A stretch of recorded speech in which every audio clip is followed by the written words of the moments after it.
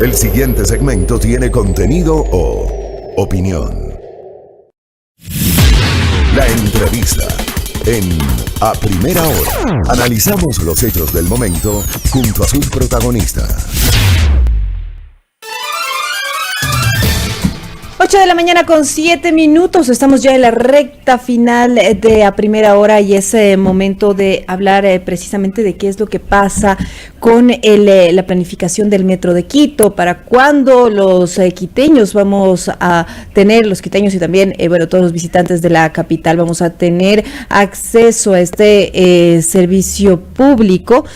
Sobre todo considerando la situación tan compleja, la crisis al interior del municipio de Quito. Para hablar sobre este tema estamos ya con Rodrigo Torres, eres gerente del Metro de Quito. ¿Cómo está? Bienvenido, buenos días.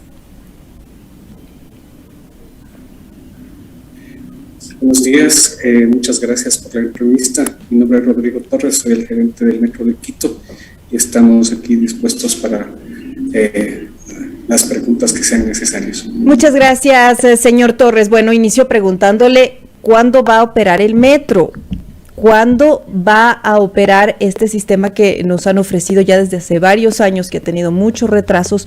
¿Cuándo está previsto que funcione, que ya podamos tener ya podamos utilizar este servicio? Bueno, en la realidad en estos momentos se está avanzando ya la última fase de construcción y luego sigue la fase de pruebas. Esta última fase de construcción termina en el mes de diciembre. Hasta octubre se van a entregar las obras físicas del Metro de Quito y hasta el mes de diciembre algunos de los complementos que son importantes, como los cierres financieros, la fiscalización, etcétera. Pero tenemos de ahí un periodo importante que es poner a prueba todos los sistemas.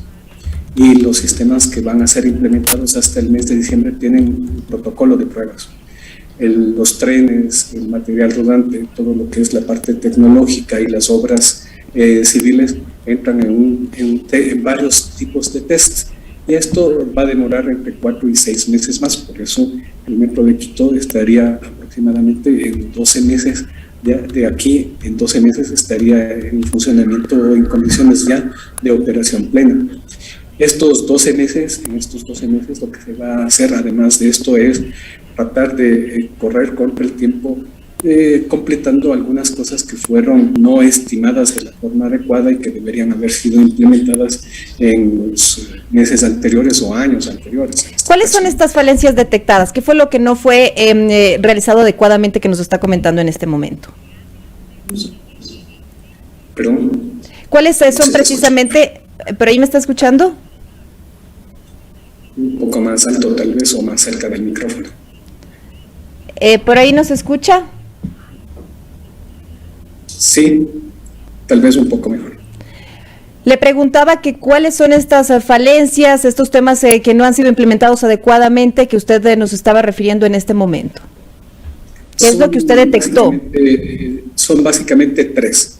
La primera es el sistema de recaudo electrónico, es decir, es importante para el uso del metro, y no solamente del metro, sino para el sistema de los corredores de transporte público masivo, de los BRT y de los buses convencionales. Es importante que tengan un sistema de recaudo electrónico, que la gente que usa transporte público se pueda transferir de un bus normal a un BRT o al Metro de Quito de forma indistinta, indiferente, con un sistema ya telematizado. Esto debía haber sido realizado hace muchos años, no solamente ahora. Como había dicho en otras ocasiones, esto es un olvido de más o menos 25 años. Entonces, ahí, es algo que la ciudadanía ha estado esperando mucho tiempo y que debería ser el metro el último en integrarse, pero va a ser en este caso el primero. Por lo tanto, por delante van a haber algunos años en este proceso de integración con los otros sistemas y el sistema de recaudo que se implemente para el metro y el trolebús de Quito. Por lo tanto, ese es un tema importante para el usuario y que va a demorar aproximadamente 12 meses en su implementación. Entonces, estamos corriendo contra el tiempo para poder estar en condiciones y enviando a la gente al exterior para que conozca de cerca las experiencias de las otras ciudades, en este caso. El otro sistema es la parte de telecomunicaciones de la red externa, se denomina esto. ¿Qué implica esto? Lo que bajamos a una estación de metro o estamos esperando un metro, nos embarcamos en el metro, no vamos a tener telecomunicaciones, es decir, no van a funcionar nuestros celulares. Y eso obviamente hoy en día sería algo no muy conveniente para un usuario, porque a través del celular se van a recargar las tarjetas inteligentes del recaudo electrónico. Y esto tampoco se analizó, se pensó previamente, por lo que no hay tampoco una planificación en este sentido. Estaba previsto esto hace muchos años dentro del propio contrato. Lamentablemente el municipio tomó una decisión de extraer estos rubros del contrato para hacerlos de forma autónoma como municipalidad, y se fueron trasladando en el tiempo hasta que llegó hoy el momento donde hay que implementarlos de forma obligatoria, porque son partes vitales para la operación del metro. Entonces, estos sistemas... ¿Y en qué administración pasó eso? ¿Por qué le retiraron del contrato? ¿En qué administración pasó eso? ¿Por qué le retiran del contrato este punto tan importante como el tema de las telecomunicaciones? ¿Por qué quiso el municipio hacerse cargo? Si tú recuerdas, cuando se hizo el contrato y las renegociaciones del contrato, ahí se extrajeron estos rubros y lamentablemente hoy hay que implementarlos de forma emergente para la operación. Son parte importante para el usuario, más no obviamente para el metro, pero para el usuario son elementos importantes para que ellos puedan tener accesibilidad a los sistemas de transporte y específicamente al metro. Claro, sin duda. ¿Y esto fue durante qué alcaldía? ¿Fue con Rodas, fue con Barrera, fue con Yunda? ¿Cuándo se retira este punto de los contratos? En la época del alcalde Rodas, recuerdo. Ahí es cuando el municipio decide tomarlo y hacerlo pues de su lado. Y hasta ahora no lo tenemos. Así es, así sucedió lamentablemente. Yo creo que el municipio no era la intención de atrasarlo. Lo que quería el municipio era ayudar al proceso en aquella época, pero lamentablemente se fue trasladando en el tiempo y no se hizo. Entonces, hemos pasado 2 gobiernos municipales y este momento no es inevitable, hay que hacerlo. Ahora, ¿cuál es el tercer punto, la tercera falencia que nos estaba usted comentando? Perdona. ¿Cuál sería el tercer punto, la tercera falencia que usted nos estaba comentando? El primero nos decía el tema de los recaudos electrónicos, que no se ha establecido tampoco este tema. El segundo era el tema de las telecomunicaciones, de las redes internas, que no han sido tampoco colocadas. Es decir, si los usuarios quisieran, si ya se pudiera ingresar al metro, no tendríamos manera de comunicarnos porque no hay red interna para poder utilizar nuestros teléfonos. Y la comunicación en general de las redes, de las telecomunicaciones internas. Y el tercero, ¿cuál es la tercera falencia que usted nos estaba comentando? El otro tema es, por ejemplo, las telecomunicaciones de seguridad. Si es que sucedería algo imprevisto dentro del sistema del metro, no tendríamos comunicación con el 911, por ejemplo. Entonces, si es que sucede algún incendio, algún accidente, una emergencia médica, estaríamos sin telecomunicaciones con el 911, y eso también obviamente es parte de un servicio vital para un metro y también para cualquier parte del sistema de transportes. Son estos 3 elementos en conjunto que, como tú ves, son importantes para el usuario y su accesibilidad al sistema de metro. Entonces esos tienen que estar listos, y cada uno de estos más o menos demora entre 10 y 12 meses, yendo muy rápido. Es decir, que ustedes prevén... Estamos haciendo los términos de referencia para enfrentarlos de forma inmediata y hacer de forma paralela los 3 procesos para llegar de aquí a 12 meses a estar en condiciones de operación plena. En 12 meses ustedes ya plantean y ya planean que el metro pueda funcionar de manera comercial. Le pregunto esto porque definitivamente estos plazos se han ido moviendo, se han ido ampliando. Hemos tenido, la última vez nos dijeron que para el primer trimestre de 2022, ahora usted nos dice que prácticamente para julio del 2022 ya funcionará comercialmente para julio de 2022, también considerando toda la situación política, la crisis del municipio, que ustedes no han podido definitivamente mover más temas internos para poder seguir avanzando con este punto para que funcione el metro. ¿Cómo se prevé toda esta situación?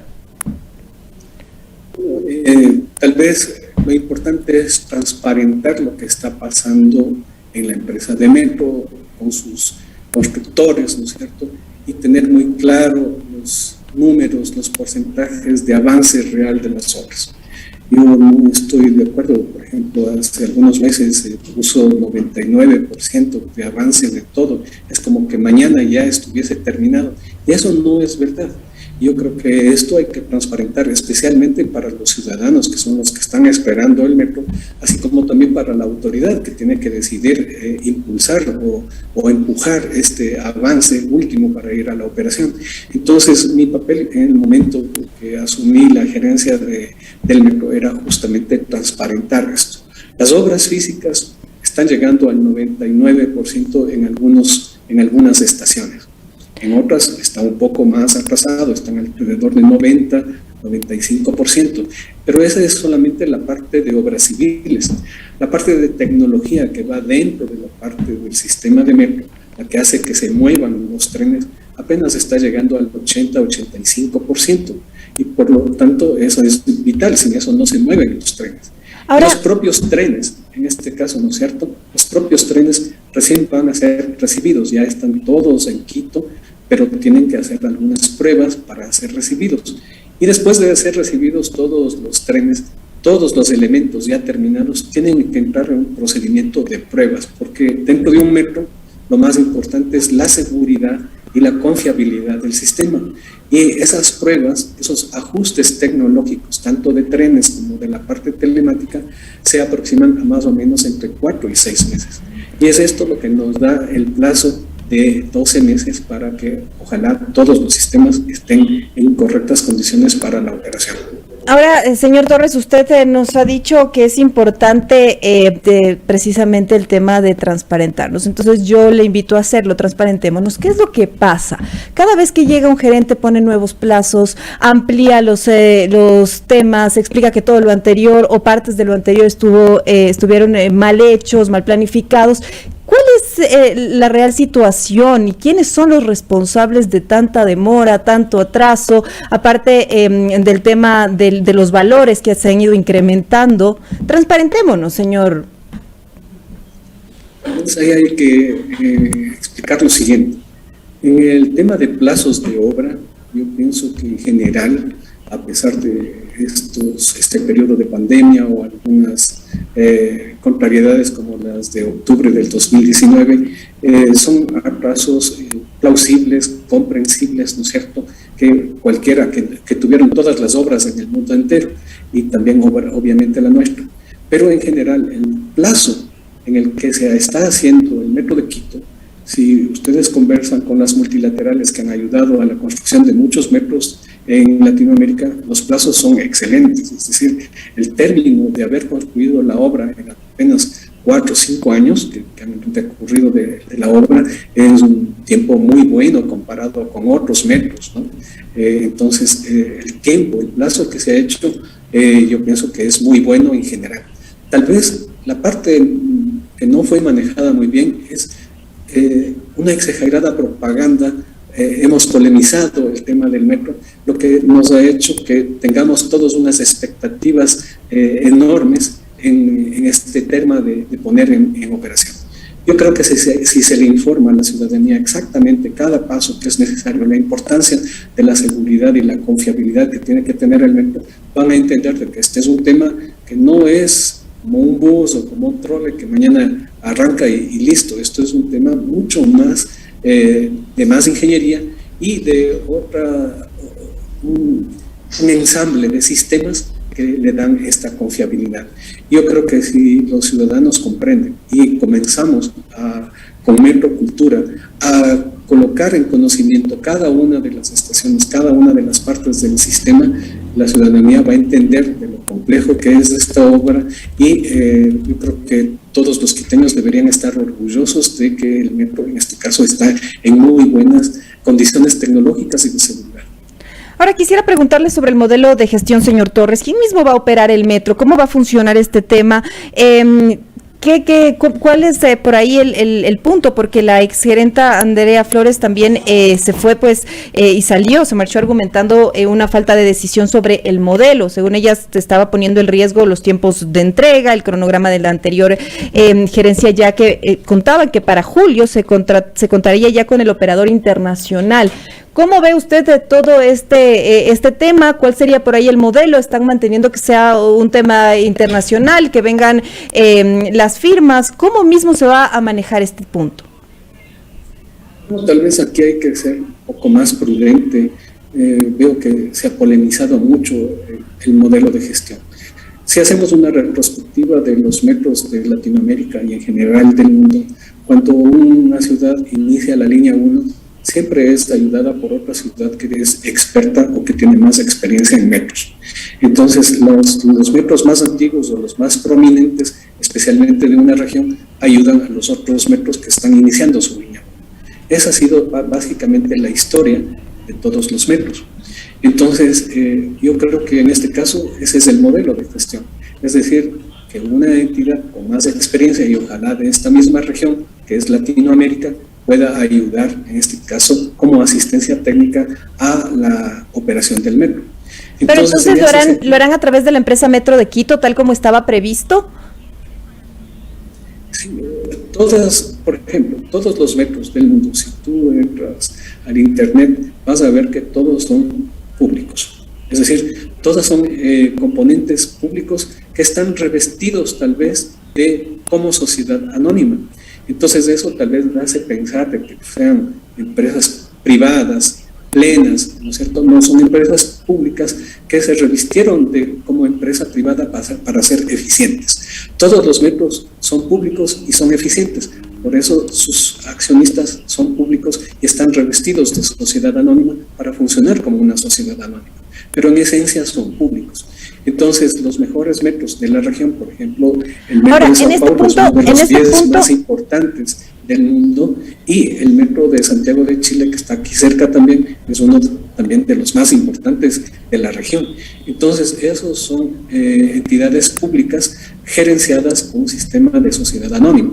Entonces, ellos son tal vez los más cercanos y los que nos pueden ayudar con más facilidad que otros metros que están en Europa, el de Berlín, el de Barcelona, que también han mostrado el interés por ayudar a la ciudad de Quito. Entonces es mejor convocarlos a todas estas entidades y que en un concurso entre entidades públicas, en este caso, pueda ganar la que nos pueda ayudar más, mejor y tal vez al mejor costo posible. Y en este punto quisiera preguntarle, porque el vicealcalde Santiago Guarderas, que asumiría la alcaldía, bueno, esto todavía en medio de esta crisis del municipio de Quito, no sabemos cómo mismo va a quedar este punto, pero él debería asumir la alcaldía en caso de que se concrete al final una salida del alcalde Yunda. Él ha afirmado que es partidario más bien de que sea un operador externo el que ponga en marcha todo este sistema. Esto significaría iniciar nuevamente los trámites. ¿Cómo ve usted esta posibilidad? Yo pienso que es un tema tal vez de comprender bien o conocer más a profundidad cómo se han hecho estos procesos en los otros países. Como te decía, todos los metros son públicos pero revestidos de sociedad anónima, y cuando una empresa pública se revierte como una sociedad, se cubre como sociedad anónima, pasa a ser una entidad privada en la realidad, de acuerdo a la ley.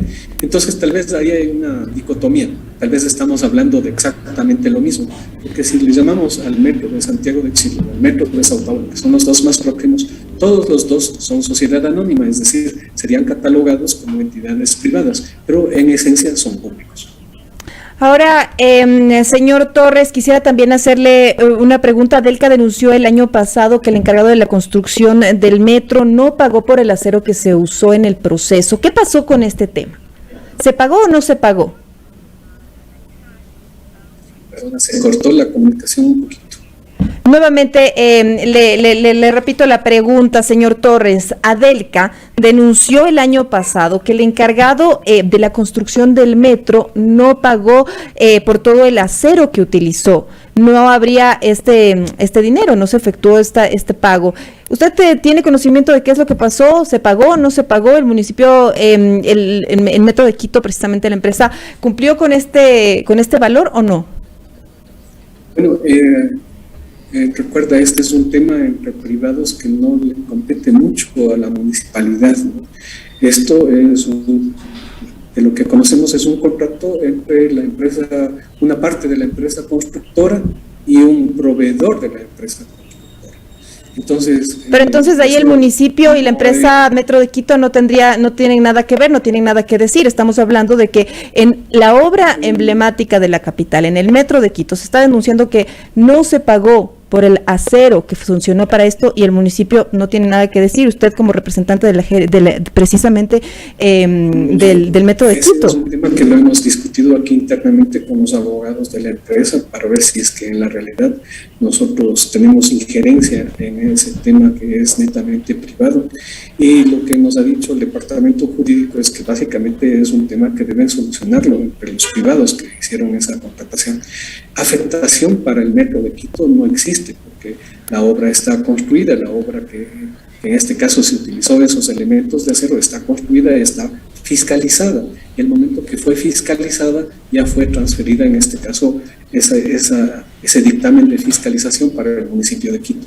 Por lo tanto, en la parte jurídica o en este reclamo que existe entre las empresas, digamos, es un tema netamente privado. Sin embargo, Quito en esto ha hecho un reparo, ha hecho una observación y por eso nosotros estamos analizando en la parte jurídica si en este caso es necesario un poco conversar con el constructor de que cumpla sus obligaciones con sus proveedores.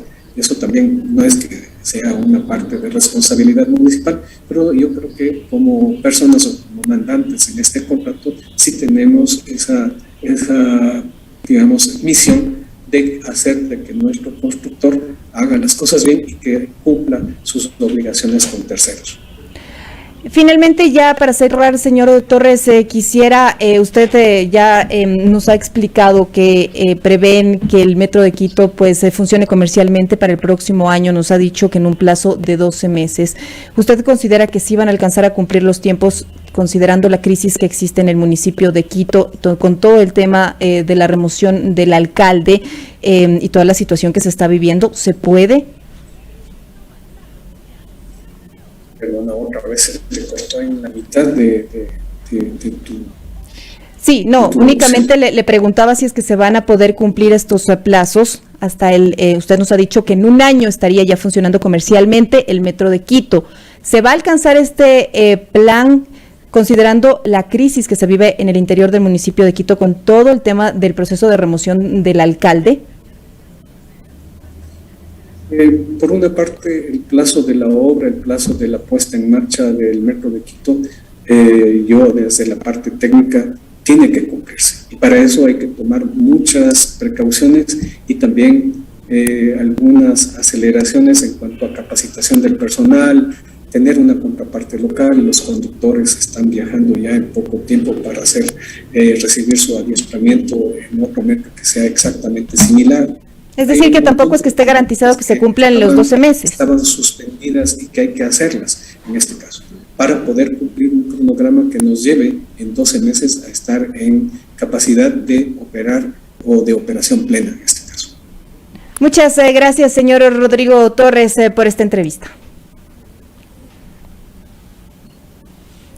8 de la mañana con 30 minutos, estábamos dialogando con Rodrigo Torres, gerente del Metro de Quito. Nos ha explicado que prevén que para los próximos 12 meses puede estar en funcionamiento el Metro de Quito. Nos ha explicado que hay problemas que no se planificaron en temas de recaudación electrónica, en temas de telecomunicaciones de las redes internas. Al momento no funcionaría ninguna de las redes internas de telecomunicaciones y también las telecomunicaciones de seguridad. No habría comunicación ni siquiera para el 911 en caso de incendios, de emergencia. Son algunos de los temas pues que están retrasando, según nos ha explicado Rodrigo de la Torre. 8:31 en la primera hora.